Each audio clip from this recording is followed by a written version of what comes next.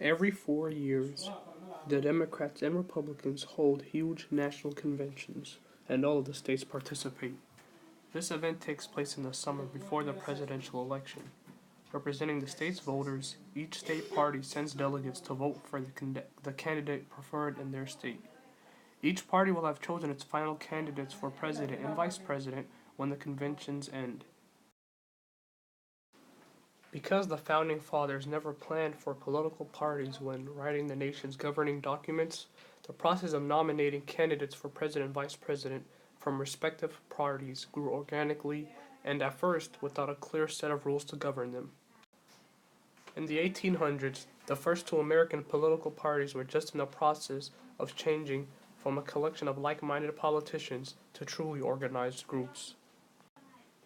The first conventions were held in 1832 when the anti-Masonic Party, held a convention, and thus the Democrats and Republicans followed. After this, conventions continued in a similar style for a number of years. National delegates would be selected, and actual business would be conducted at these meetings, often held in major cities.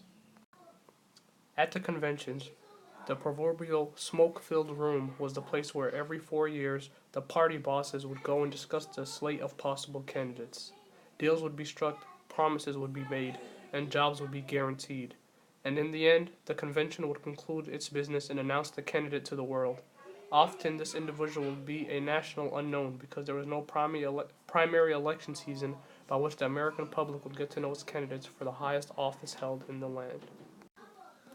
The formal purpose for the convention is to select the party's nominee for president, but also the party also adopts a statement of party principles and goals known as the platform, and adopt the rules for the party's activities, including the presidential nominating process for the next election cycle.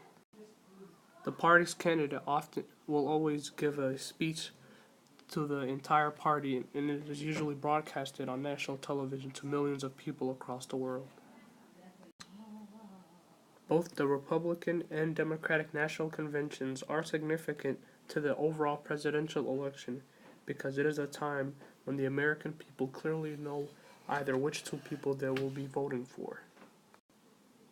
They are also able to listen to the candidate's platform and are able to decide which of the two candidates that they prefer over the other.